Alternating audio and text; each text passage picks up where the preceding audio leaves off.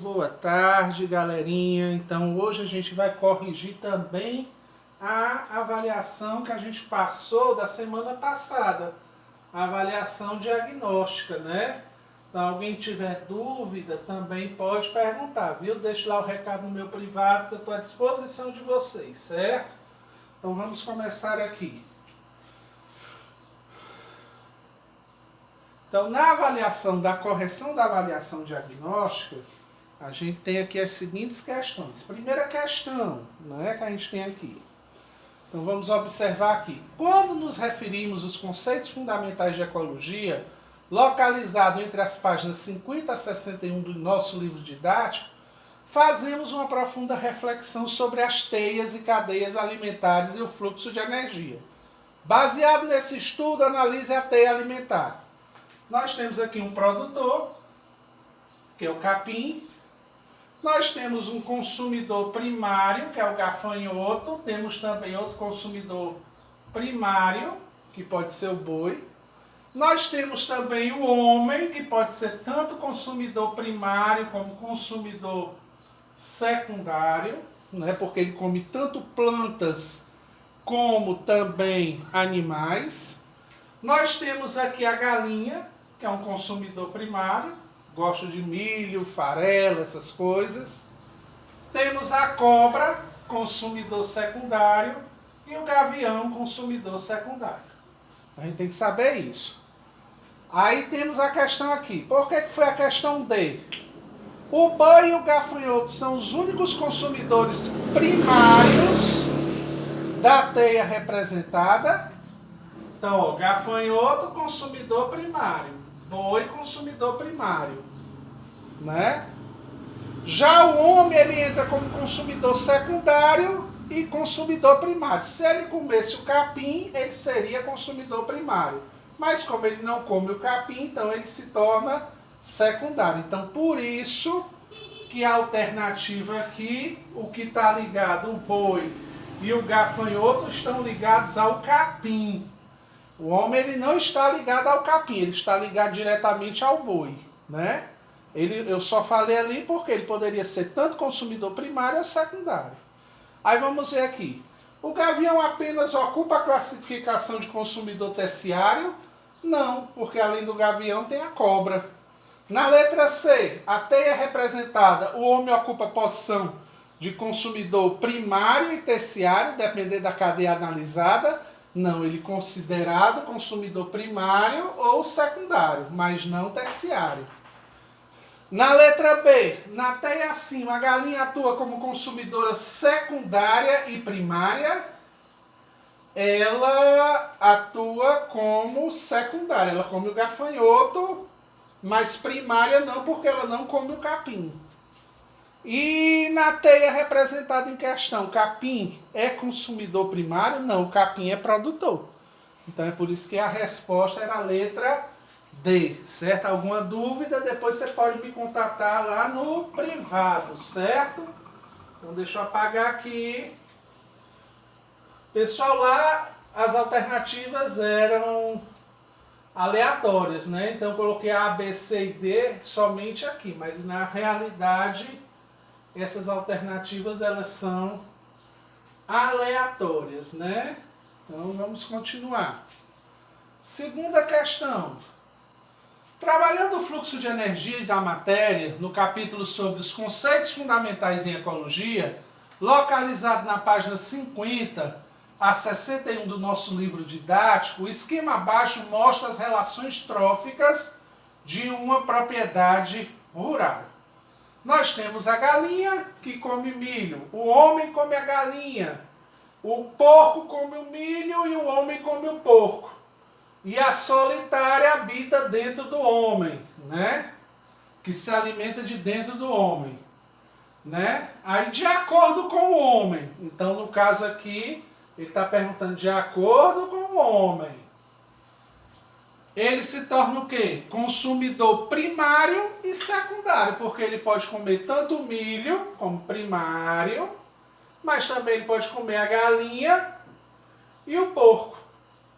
Né? Então ele se torna, ele come o produtor Então, quando ele come o produtor, é consumidor primário. Mas quando ele come a galinha e quando ele come o porco, ele se torna consumidor secundário. Então, é por isso que a alternativa seria a alternativa E, certo? Deixa eu apagar aqui esse serviço da TIM. Voltando. Cancelar. Voltando, meu povo. Então, entenderam essa questão? Então, ele não poderia ser só secundário, ele também não poderia ser terciário, porque aqui ele estaria no meio. Então, ele tinha que ser secundário mesmo. Certo? E produtor ele não é, porque produtor aqui só tem o milho. Vamos para o próximo. Os ciclos biogeoquímicos está localizado no capítulo 6 de Energia e Matéria nos Ecossistemas do seu livro didático. Entre as páginas 63 a 77, representa o movimento de um ou mais elementos da natureza biológica, intimamente ligados a processos geológicos, hidrológicos e biológicos. Entre os ciclos a seguir, marque aquele que envolve a participação do gênero Rhizobium. Quando se fala de Rhizobium, lembrem-se de raízes. Raízes lembra a planta. E o único ciclo que faz aquele negócio da nitrificação é o nitrogênio. Então, por isso seria o ciclo do nitrogênio nessa questão. Certo? O ciclo do carbono é outro, que vem o processo de fotossíntese, né? Do enxofre é outro, do fósforo é outro. O único que faz a fixação do nitrogênio no rizóbio é a bactéria. Então, no caso aqui, que até expliquei na aula passada. Então, seria o ciclo do nitrogênio. Certo? Essa resposta era... Se você olhou e prestou atenção na última aula, você entendeu logo de cara essa resposta. Certo? Qualquer dúvida, você pode me chamar lá no privado. Vamos passar para a próxima.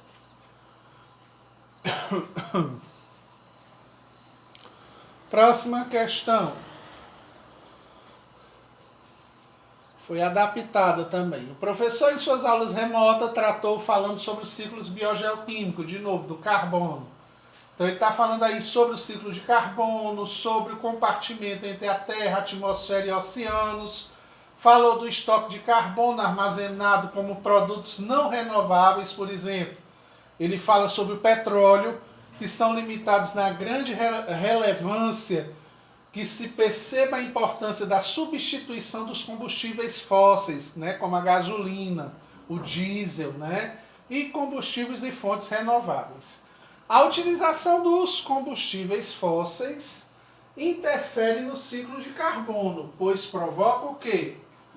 O aumento da quantidade, que quando você libera a queima da gasolina, você libera carbono, monóxido de carbono.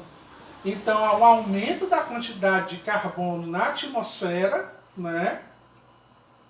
Há uma redução de carbono? Não, pelo contrário, é um aumento, porque você vai poluir o ar. Por isso que não é tão legal carro a diesel, carro a gasolina, porque ocorre essa queima desse combustível transformando em carbono e indo para a atmosfera, né? Então, é o aumento da quantidade de carbono presente.